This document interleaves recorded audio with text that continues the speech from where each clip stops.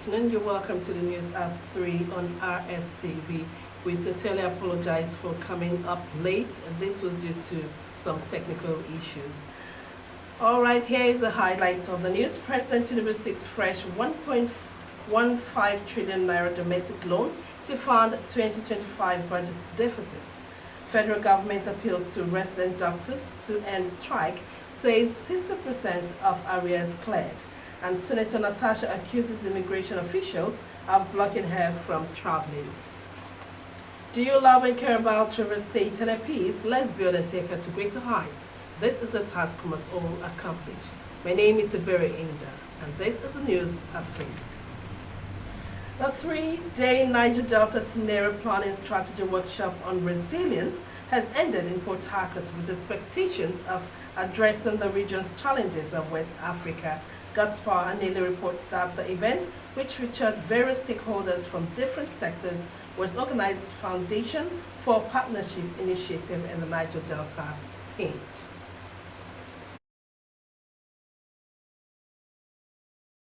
The PIN Senior Peace Building Coordinator, Afeno Odomowo, explained that the workshop was a major step in shifting the regional approaches from reactive crisis response to proactive response planning. Participants who would explore how the region can anticipate, adapt to, and recover from climate shocks, insecurity, and governance challenges. Odomowo said the initiative exemplifies how stakeholders' collaboration can strengthen peace and security by linking data to decision-making body, thereby laying foundation for a resilient Niger Delta and safer West Africa.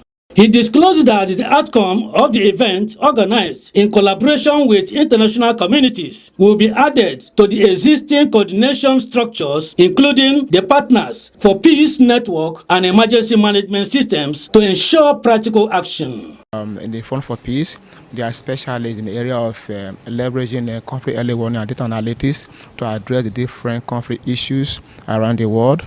GIZ, they are implementing peace-building intervention for the ECOWAS region.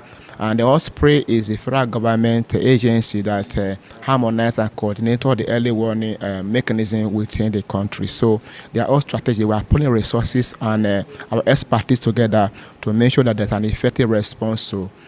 The program, with the theme From Risk to Resilient Building a Future-Ready Niger Delta, is aimed at testing response assumptions and develop integrated resilient plans, key outing coordinated crisis preparedness action, and a reliable methodology adaptable for other regions of the country. Early warning analyst Adekobi Anthony and the senior advisor research and innovation Nate Hakin also shared their contributions. But for 2 days now, from the workshop, from what I've gathered here, it shows that with the level of expertise in the room and with a bit of technology, that we can change the norm in the region. And we are preaching for stakeholders to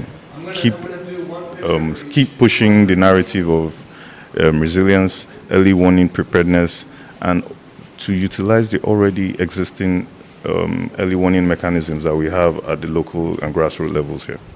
What's very exciting about new technologies is that it's able to leverage and synthesize the wealth of knowledge that people bring to the table. Well, everyone has to work together. When you have a crisis, it becomes very complex very fast, and so you need to have everyone working together, those who are focused on humanitarian response, those who are focusing on economic development, and those who are responsible for peace and security. We all need to work together if we're going to build resilience in a situation of crisis. God's Power Anele, Rstv News.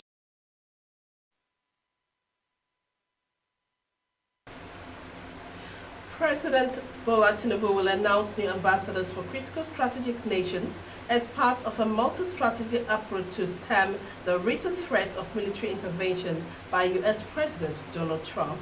The president has reportedly directed the security services to conclude vetting immediately, with new ambassadors expected to be appointed as early as next week.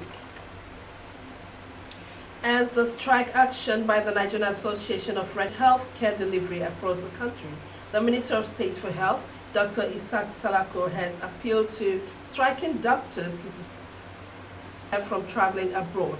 Senator Natasha raised a lamp during a live broadcast on her Facebook page this morning, accusing officials of withholding her passport without legal justification.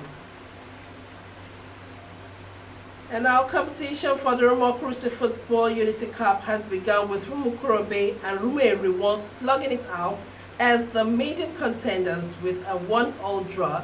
The games were kicked off by the paramount ruler of Rumukurobe, Simeon Wokoma. Godspar Anele was there and fired in this report. Kickstarting the football tournament, a fruitful blessing to the community.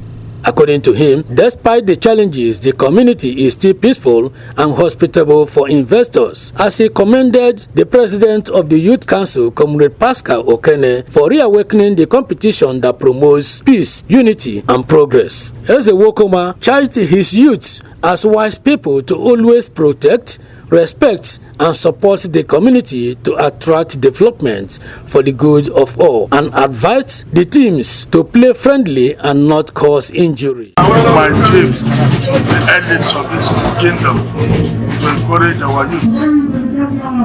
We advise them to take it play. No victor, no vanquish. Whoever loses, whoever wins, we are one kingdom. So it's our joy whenever we gather this way. We are glad that we are here. We are glad that we are here. All of us, the leadership of the kingdom, we are all here. So we are humble and we are glad. The Pascal Okene is doing exceedingly well. That's the reason why I'm here, because it's doing well. President, Rumukurobe Youth Council, Comrade Pascal Okene, thanked all who facilitated the peaceful outing, which attracted spectators from within and outside the community. He advised the officials and players to exhibit professionalism and sportsmanship in every facet of the games and life generally. I must say I am elated, I am humbled, and I am happy. You can see the crowd today. It's something that I've been missing. I'm very happy that today's tournament came to a success. I give God all the glory. I want to advise the various communities playing this tournament, especially the footballers, let them all embrace the spirit of sportsmanship. Let all and sundry come together to ensure a successful tournament. Community stakeholders had their say. We are hoping that after this competition, that our younger ones will be together and it will help unify our community. World.